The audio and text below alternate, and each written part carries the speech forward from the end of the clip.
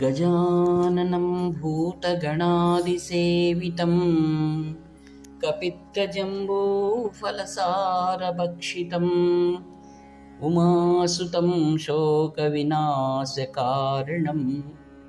नमामि विघ्नेश्वरपादपङ्कजम्। या कुन्देन्दुतुषारहारधवला या शुभ्रवस्त्रान्विता या वीणावरदण्डमण्डितकरा या श्वेतपद्मासना या ब्रह्माच्युतशङ्करप्रभृतिविद्देवैः सदा पूजिता सा मां पातु सरस्वती भगवती నిశేషజాఢ్యాపహ. ప్రియమిత్రులందరికీ కూడా హృదయపూర్వక ధన్యవాదాలు. పరమ పవిత్రమైనటువంటి కామాక్షి దేవి నవరాత్రులు ప్రారంభమవుతున్నాయి.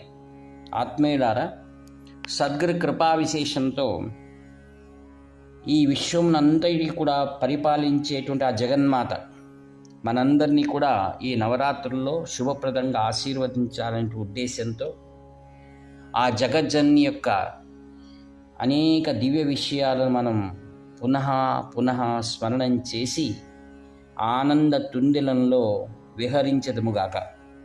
ఆత్మీయులారా, దేవీ మహాత్మ్యం, దాన్ని దుర్గా సప్తశతి అని, చండీ పాఠమని బహుదా ప్రశంసనీయమైన గ్రంథాన్ని గురించి మనం మాట్లాడుకుంటూ ఉంటారు.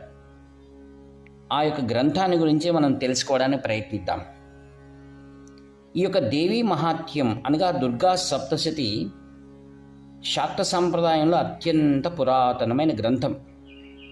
ఇది పూర్వపు వ్రాతపతి, ఆ యొక్క హస్తప్రతి అంటాం, అది 11వ శతమానానికి చెందినదై ఉంది. పాశ్చాత్య విద్వాంసులు అనగా వెస్ట్రన్స్ మన దేశాన్ని పాలించేటువంటి కాలంలో ఈ గ్రంథాన్ని అవలోకించి చాలా ప్రముఖమైన గ్రంథము అని వారు గుర్తించారు. ఏం చేశారు? 1823 సంవత్సరంలో దీన్ని ఆంగ్ల భాషకు తర్జుమా చేశారు. వాటి దృష్టిలో వారు అనేకమైన పండితులను పరిశోధించి అడగ్గా ఇది మహాగ్రంథం అని చెప్పారు. కారణం, ఇది కేవలం పురాణం కాదు, ఇందులో 700 మహామంత్రాలు ఉన్నాయని కూడా అక్కడున్నటువంటి పండితులు వారికి తెలియజేయగా వారు ఎంతో ప్రశస్తమైన గ్రంథాన్ని వారు చక్కగా నేటికి మనకు అందించారని కూడా మనం చెప్పుకోవచ్చు.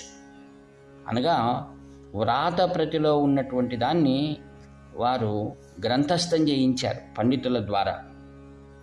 దేవి మహాత్మ్యం, దీన్ని పాఠము అని అంటారు.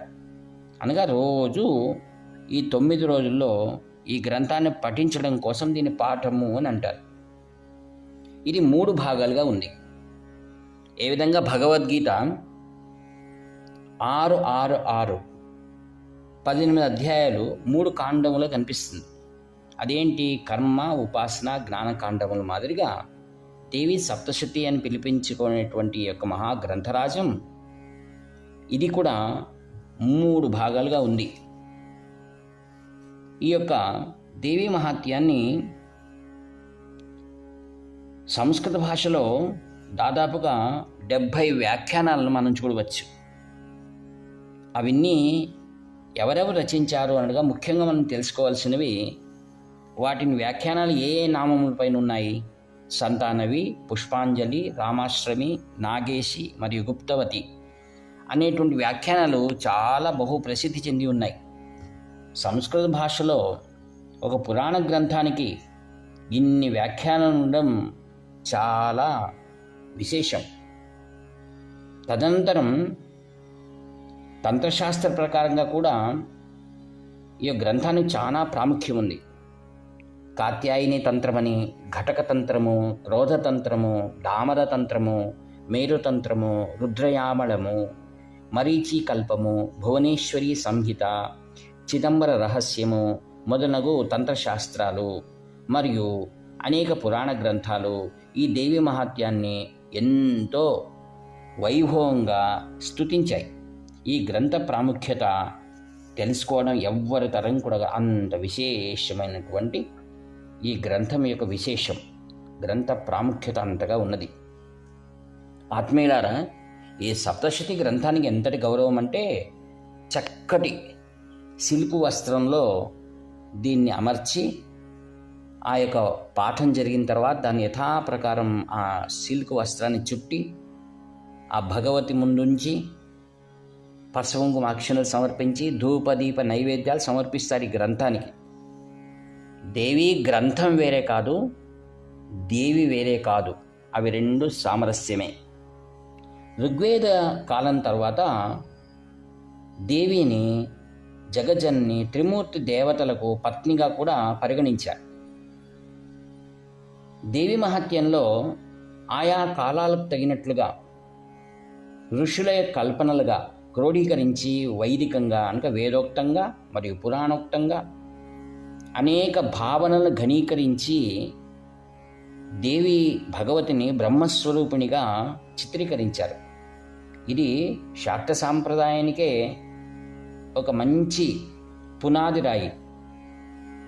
జగన్మాత సర్వేశ్వరిగా విరాజమానమై ఉంది.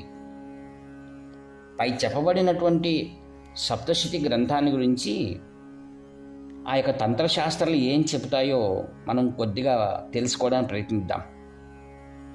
యజ్ఞములలో అశ్వమేధ యాగం ఎలానో, దేవతలో శ్రీహరి ఎంత గొప్పవారో, మంత్రశాస్త్రంలో సప్తశతి అంత ప్రాముఖ్యమని డామర తంత్రశాస్త్రం ఎలుగెత్తి చాటుతుంది.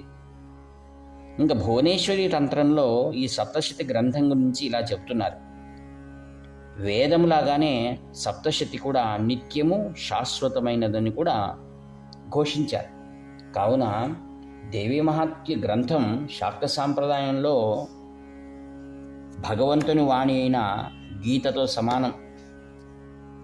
కాత్యాయని తంత్రం ప్రకారం దేవీ మహాత్యాన్ని ప్రతిరోజు ఒక శ్లోకము రీతిగా, దాన్ని మంత్రరీతిగా కూడా వారు ప్రతిరోజు పఠిస్తారు. మంత్రానికి దేవికి అవినాభావ సంబంధం ఉంది. అందుకే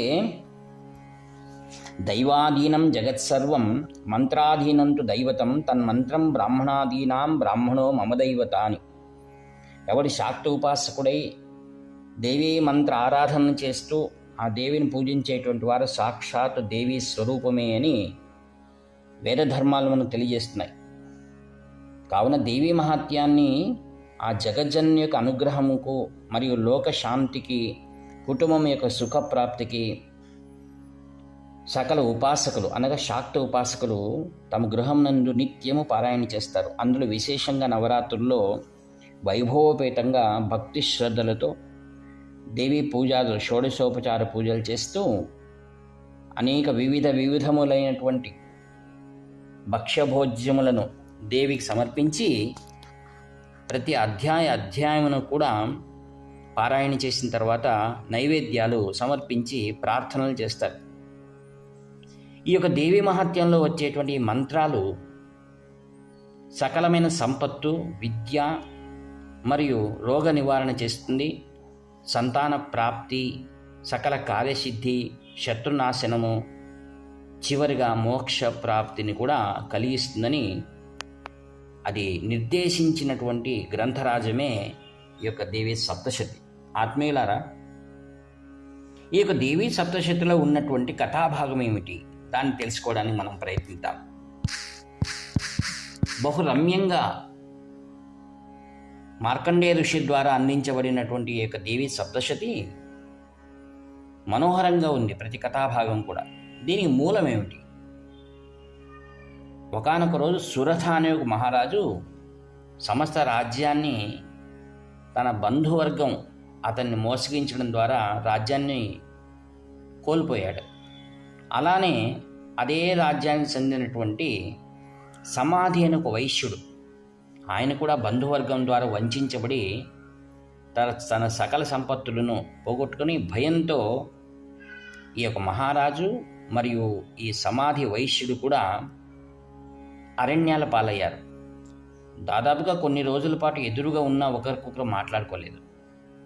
చివరిగా ఒకానొక శుభ సందర్భము అనవచ్చు. వారిరువురు తమ యొక్క వృత్తాంతాలను ఒకరికొకరు పరిచయం చేసుకొని తెలుసుకొని దీనికి కారణం ఏమై ఉండవచ్చు?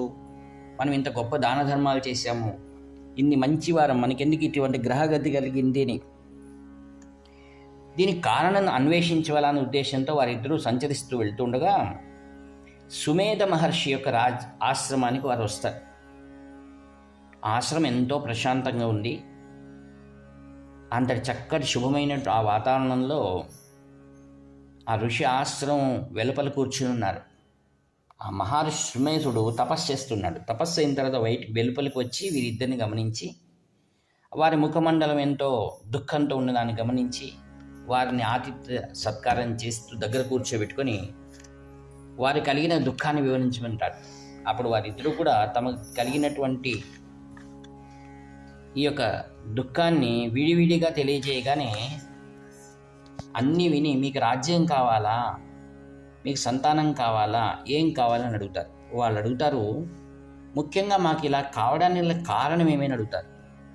అప్పుడు ఆ ఋషి ధ్యానమగ్నుడై వారితో అంటాడు, మీ దుఃఖానికి కారణం ఏమిటనగా మీకనే కాదు ఈ సకల జగత్తుకు సంసారం అనేటువంటిది ఏదైతే ఉందో అది మహామాయా ప్రభావంతో మనుషులందరూ కూడా మోహసాగరంలో మునిగి ఉన్నారు. వారి కర్మఫలంగా వారు సుఖదుఖాలు అనుభవిస్తున్నారని వేదాంత వాక్యాలు చెప్పిన తర్వాత వారిద్దరూ అతని శరణాగతి పొంది ఈ మహామాయ నుండి మేము ఎలా వెలువడాలి అని అతని శరణాగతి పొంది ప్రార్థిస్తారు. అప్పుడే ఆయన మహర్షి దేవీ మహాత్యాన్ని 3 భాగాలుగా అతనికి వివరిస్తాడనమాట. అందులో 6 అధ్యాయాలు ప్రథమ చరిత్ర అని, మధ్యలో వచ్చేటువంటి 6 అధ్యాయాలు మధ్యమ చరిత్ర అని, తర్వాత చివరిగా వచ్చేటువంటి 6 అధ్యాయాలు ఉత్తమ చరిత్ర అని దీని ద్వారా మనకు విషదపడుతుందన్నమాట. ప్రథమ చరిత్రలో మహాకాళి అవతారం, మధ్యమ చరిత్రలో మహాలక్ష్మి అవతారం, తర్వాత చివరిగా ఉత్తమ చరిత్రలో మహాసరస్వతి అవతారాలు మనకు ఆ